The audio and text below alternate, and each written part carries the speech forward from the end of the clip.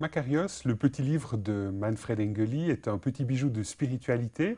Nous avons l'occasion aujourd'hui de parcourir ensemble le 6e chapitre, un chapitre qui touche au thème de la liberté. Madame, Monsieur, bienvenue. Manfred Engeli, bonjour. Bonjour. Alors, au cœur de votre spiritualité, il y a cette affirmation centrale de l'apôtre Paul, c'est à la liberté que vous avez été appelés. Alors, comment est-ce que vous comprenez ce passage de l'épître aux Galates? Pour moi, c'est vraiment une invitation de la part de Dieu. C'est une invitation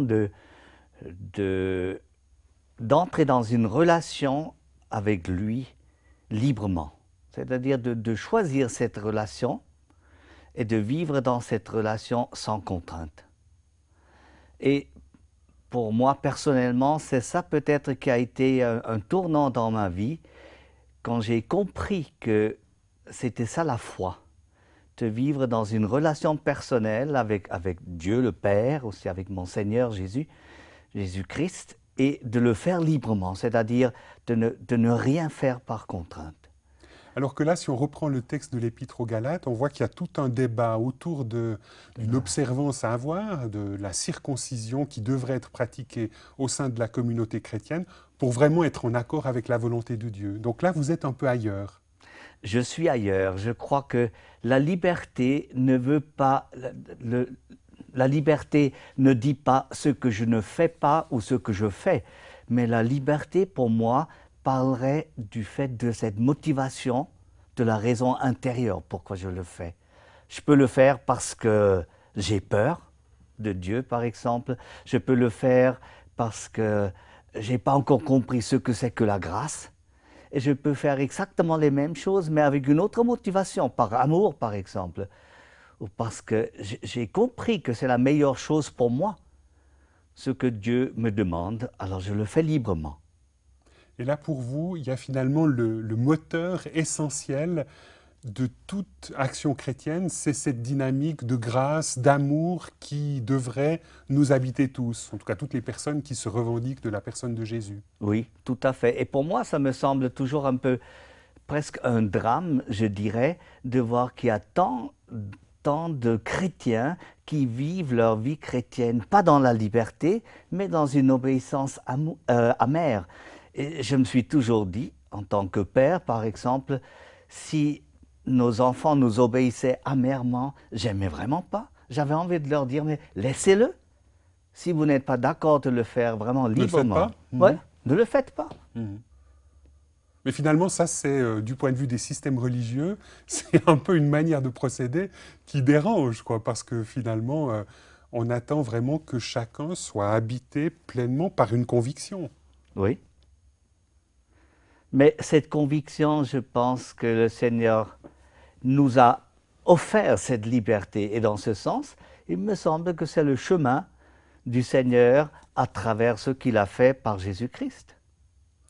Dans votre petit livre, la Makarios, au chapitre 6, vous dites la seule liberté de l'être humain, c'est de choisir de qui il veut dépendre.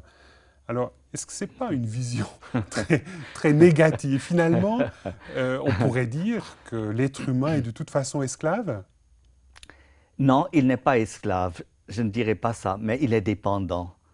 Et pour moi, ce qui me frappe beaucoup, c'est quand on voit que, par exemple, parmi les animaux, il y en a beaucoup d'animaux qui, après 2, 3 jours, sont indépendants de leurs parents. Tandis que le petit être humain, quand il naît, il n'arrive à rien faire. Il est dépendant de ses parents, pas seulement pour être nourri, mais même pour devenir un être humain, parce que tout ce que nous faisons, savoir parler, rire, avoir peur, toutes ces choses, c'est appris de vis-à-vis. Alors, nous sommes vraiment dépendants. Ce n'est pas négatif, c'est tout simplement la réalité. Donc finalement là, il y aurait un choix fondamental à opérer, soit d'être dépendant de Dieu ou d'être dépendant des autres, des pulsions intérieures. Et finalement, c'est une sorte d'invitation à de la lucidité par rapport à la manière dont on fonctionne et par rapport aux dépendances qui sont les nôtres. Je crois, c'est vraiment d'accepter la réalité de ce qui est et de savoir quels sont mes choix. Je pense à une personne, je me rappelle de la première rencontre avec elle, je pense qu'elle avait à peu près 40 ans à ce moment-là. Elle m'a dit, vous savez, tout ce que j'ai fait jusqu'à présent dans ma vie, c'était pour gagner l'amour des autres. C'est ça la dépendance. Elle était tellement dépendante de recevoir cet amour, l'encouragement, le soutien. Nous avons vraiment besoin de cela. Elle a tout fait. Elle a payé un prix très, très fort et elle a été très déçue. Et comment est-ce que vous avez permis à cette personne de découvrir la liberté?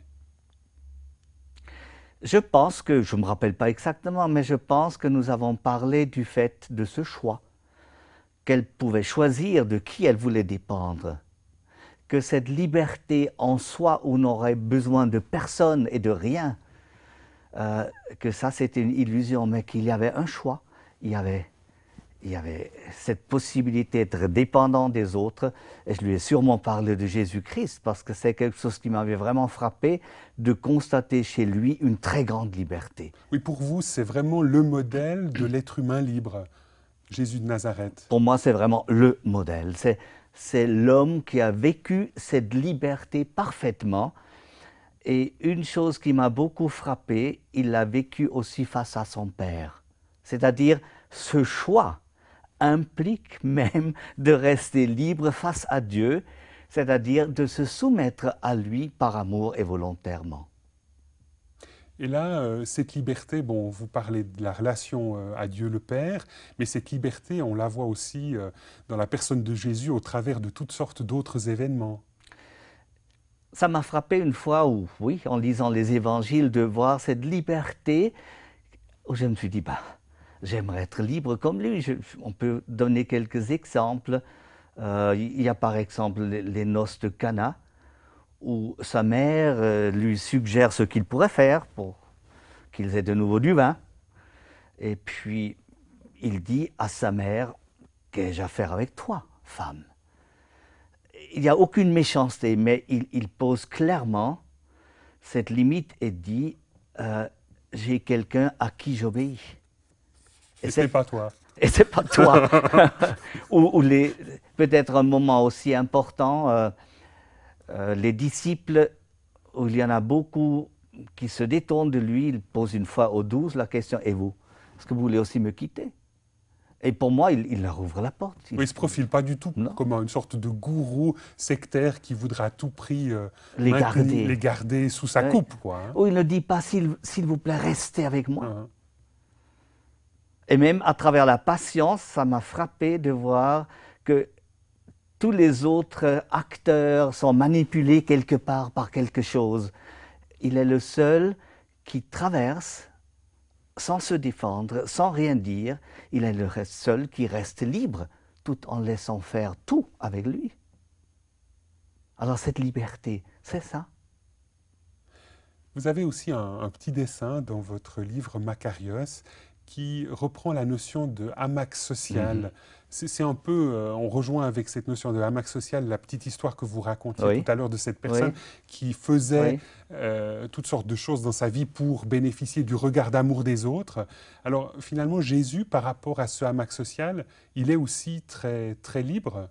Il est aussi très à distance de ce regard des autres. Il n'a pas besoin du regard de sa mère, par exemple, pour véritablement faire quelque chose. Tout à fait. C'est-à-dire, c'est comme s'il ne posait pas, comme s'il ne reposait pas avec toute sa personne dans ce hamac social en disant « si vous n'êtes plus pour moi, alors qu'est-ce que je ferai ?»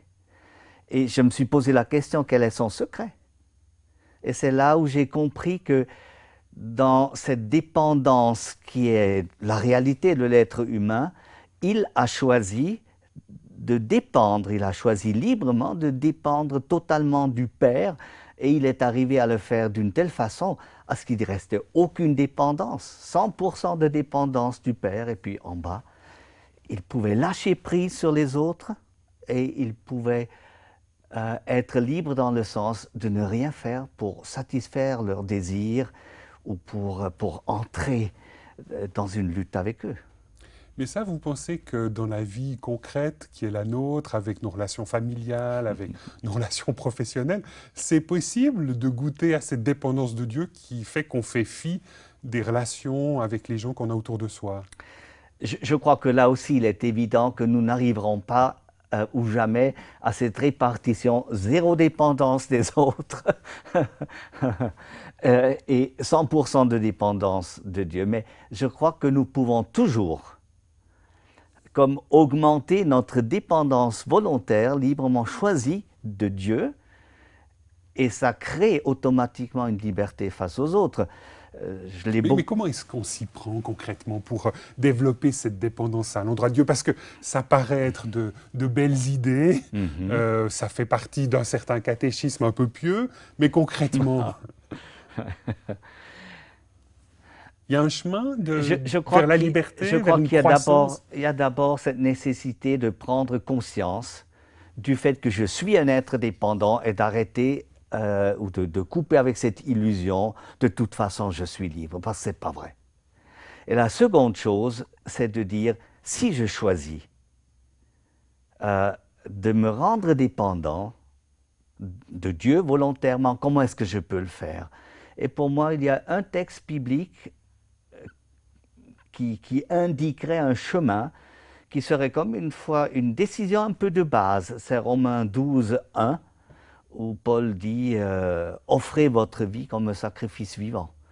Et j'ai fait ce pas avec des personnes dans mon travail, plusieurs fois, avec beaucoup de personnes, et j'ai constaté qu'à travers ce pas, il y avait comme une décision de fond qui était prise. Et là commençait après un chemin d'apprentissage. Il commençait peut-être, je prends un exemple, il commençait peut-être à dire une première relation où je veux vraiment rester maintenant dans cette liberté, c'est par exemple face à mon partenaire, face à ma femme. J'arrête à vouloir la satisfaire. Je demande au Père ce que lui il a envie que je fasse en étant mari de ma femme. Alors, les gens se rendent compte que ça crée vraiment une liberté intérieure face à l'autre. Mais ça reste un défi.